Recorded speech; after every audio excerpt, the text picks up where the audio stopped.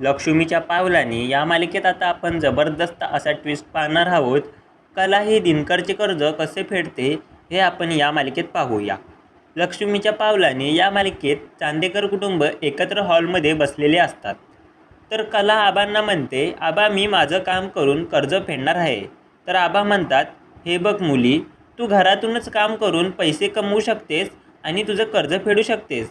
परंतु कला ही खूप हट्ट करत असते। तिच्या हट्टापुढे कोणीच काही बोलत नाही आणि ती कामासाठी निघून जाते। तर रोहिणी मनातच विचार करत असते, या कलाला तर दातच दिली पाहिजे, अक्कलच खूप चालवते। इकडे कला ही दिनकरकडे येते आणि दुकानात काम करायला लागते। कला दिनकरला काम करता करता म्हणते, अहो बाबा, मी तुमचं काम करून कर्ज फेडेन। तर दिनकर इमोशनल होऊन म्हणतो, कला, मी तुला कधीच गोष्ट पाहिजे तशी घेऊन नाही दिली, तुला भेटलं त्याच्यातच तू समाधान मानलंस।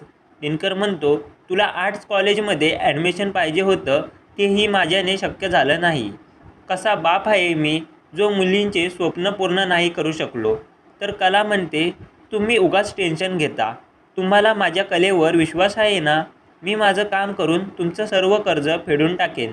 तर इतक्यात एक माणूस त्यांच्या दुकानात येतो। कला म्हणते, या ना बसा, काय देऊ तुम्हाला खायला? तर तो माणूस म्हणतो, मला काही खायला नको, परंतु हे तुमचं दुकान विकत हवंय मला। कला म्हणते, हे बघा, आम्ही हे दुकान नाही विकणार, आमचं हे दुकान पिढ्यानपिढ्या चालत आले आहे। तो माणूस म्हणतो, हे दुकान विकत घेण्यासाठी माझ्याकडे एक क्लायंट आला आहे, त्याने आजूबाजूच्या दुकानसुद्धा मागितले आहेत।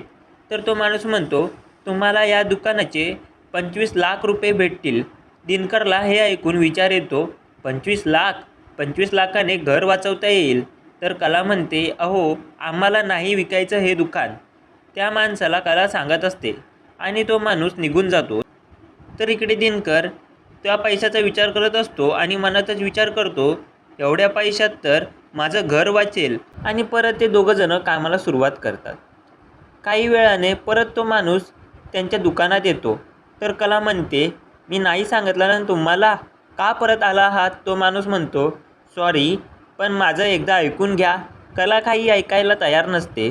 इतक्यात दिनकर तिच्याजवळ येतो आणि म्हणतो, साहेब बसा ना। तो माणूस बोलू लागतो, हे बघा, तुम्हाला दुकान नाही विकायचं आहे तर तुम्हाला मी जास्त पैसे देतो। काय आहे, प्रत्येकाच्या घरात प्रॉब्लेम असतात आणि त्यांना पैशाची गरज तर असतेच। तो माणूस म्हणतो, मी तुम्हाला 25 लाख नाही तर 30 लाख द्यायला तयार आहे। हे ऐकून दिनकरला वाटतं, दुकान विकून घर वाचवता नक्कीच येईल, परंतु कलाचा तरीही नकारच असतो। तर आजूबाजूचे दुकानदार कलाच्या विरोधात जाऊन तिला समजवण्याचा प्रयत्न करत असतात आणि हा भाग इथेच संपतो। पुढील ट्विस्ट पाहण्यासाठी आमच्या चॅनलला नक्कीच सबस्क्राईब करा।